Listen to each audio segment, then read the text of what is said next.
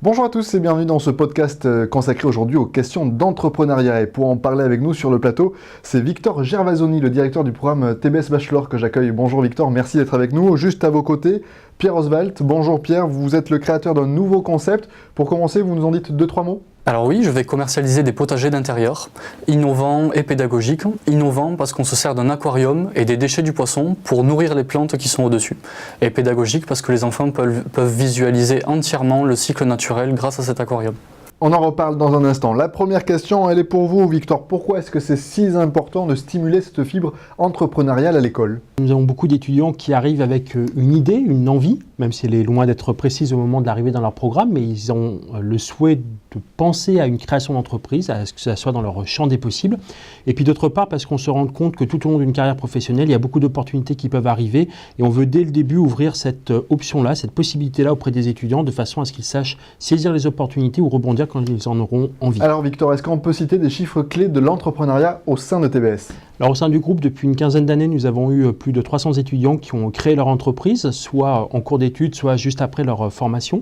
Et puis plus particulièrement au niveau du bachelor, en tout cas pour la dernière année à titre d'exemple, nous avons eu 7 étudiants qui ont créé ou repris leur entreprise, soit une entreprise familiale, soit un rachat dans les commerces du secteur.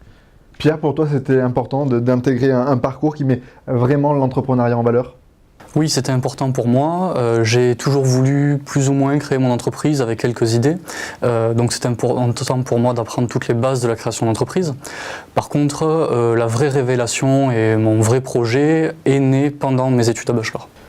Comment on met tout ça en place au sein du bachelor TBS ? Alors il y a 3 façons d'aborder ça. Pierre le dit très bien. Un premier objectif du bachelor, c'est de former les étudiants dans toutes les fonctions de management. Alors c'est important parce qu'un créateur d'entreprise va devenir ensuite un manager et il a besoin de connaître aussi bien le marketing que la finance, que le management des équipes. Donc ça c'est un élément qui est absolument essentiel. Ensuite, tous les étudiants passent par différents types de dispositifs de type boîte à entreprise, c'est-à-dire des dispositifs ludiques de pré-création ou des projets de création d'entreprise individuelles qu'ils ont dans leur parcours. Ça, c'est le deuxième point. Et puis, on a une troisième approche qui est pour ceux qui ont un projet un peu plus avancé ou qui veulent approfondir ça, qui est une filière de perfectionnement dans l'entrepreneuriat qui éventuellement peut donner accès à la filière de l'incubateur de TBS. Pierre, tu as en mémoire un souvenir de cas pratique que tu as rencontré au cours du bachelor ? Oui, effectivement, je me souviens d'une option entrepreneuriat dans laquelle, par petits groupes de 4 ou 5, on avait réfléchi sur la création d'un cabaret. Un cabaret, donc ça allait de la recherche du local à l'étude de marché, en passant par le plan de financement. Et à la fin de cette semaine condensée de création de business plan, on avait soutenu notre projet devant un mini-jury qui représentait des banquiers et des investisseurs. Est-ce qu'on peut approfondir un petit peu ces filières qui sont proposées, Victor ? Alors l'exemple que vient de donner Pierre est un exemple qui est pour tous les étudiants, c'est-à-dire qu'ils doivent tous passer par ça, parce que c'est important de stimuler auprès d'eux cette opportunité, cette possibilité, le fait d'envisager de faire de la création d'entreprise plus tard. Et puis après, plus spécifiquement, donc en dernière année, nous avons une filière de perfectionnement dans l'entrepreneuriat, où là les étudiants suivent tout un cycle de cours dédiés qui vont du montage de business plan, qui approfondissent l'étude de marché, les montages financiers, etc., sur lesquels ils vont pouvoir se consacrer sur leur projet, de façon à se préparer à l'insertion professionnelle. Et ça, c'est en lien directement avec l'incubateur de TBS, dans lequel un certain nombre de projets vont pouvoir aller encore plus loin, avec un soutien sur des ateliers complémentaires, sur un coach individuel, qui vont leur permettre du coup de préparer directement leur insertion en termes de création d'entreprise. Quelle était la filière que tu avais choisie, Pierre ? Alors j'ai choisi la filière internationale. Pour 2 raisons, la filière entrepreneuriat n'existait pas au moment où j'ai fait le bachelor, et puis parce que c'était vraiment quelque chose qui m'intéressait, de m'ouvrir à d'autres cultures, à d'autres aspects de la vie économique dans un pays différent. Et je ne regrette pas du tout parce que c'est en Chine, là où j'ai passé mon année d'expatriation, que mon idée a vraiment pris forme. Et c'est d'ailleurs en revenant de Chine que j'ai intégré l'incubateur de Toulouse Business School. Alors l'incubateur, on vient justement d'en parler, on va y revenir dessus avec vous. Victor, l'incubateur concrètement, qu'est-ce que c'est, pour qui il est, comment on y rentre, comment ça se passe ? Alors un incubateur dans son principe, c'est repérer, aider des projets particulièrement intéressants, porteurs, qui ont du sens et qui ont de l'avenir, supporter les étudiants, les accompagner avec tant des aspects matériels de type bureau, espace de travail, que surtout des aspects de type atelier complémentaire, de type coaching, de type enseignant professionnel référent qui vont stimuler l'étudiant ou les étudiants dans leur projet tout au long de la phase de pré-création et de lancement, de façon à vraiment soutenir ces projets-là, qu'ils aboutissent au mieux. Soyons concrets, comment on y rentre? Alors les étudiants en fait ont à proposer leur projet, il y a tout un dispositif de candidature puisque après on va sélectionner les projets qui nous semblent les plus pertinents par rapport à ça et qui auront le plus besoin de notre soutien, de notre accompagnement. Justement, pour toi Pierre, cette rentrée dans l'incubateur, comment ça s'est passé? Comment est-ce que tu l'as vécu? Alors c'est assez simple, hein. C'est le premier dossier qu'on a donné, c'est 2-3 pages vraiment très simples sur la personne, beaucoup aussi, et puis sur le projet. Ensuite il y a une sélection à l'oral pour ceux qui ont passé la première phase. Et une fois qu'on a été sélectionné, on a accès aux locaux, donc c'est un grand plateau en plein centre-ville dans lequel tous les porteurs de projets peuvent se réunir avec un open space, avec des bureaux. Et ce qui a été important pour moi à ce moment-là, c'est vraiment ces bureaux, parce que quand on crée son entreprise, on est souvent tout seul. Et donc là, il y a une émulation, il y a quelque chose, quand on est une quinzaine de jeunes à créer son entreprise, c'est vraiment une très bonne ambiance. D'accord. Est-ce qu'il y a vraiment un point dans lequel l'incubateur a aidé l'entreprise à démarrer? Alors il y en a beaucoup. Le premier donc c'est les bureaux. Et ensuite le premier travail qu'on a fait avec mes coachs à l'incubateur, c'est de mettre en place un plan d'action en fait pour passer de l'idée jusqu'à un vrai projet de création d'entreprise. Donc la validation de l'idée en fait. Alors Victor, quel est le coût de l'incubateur?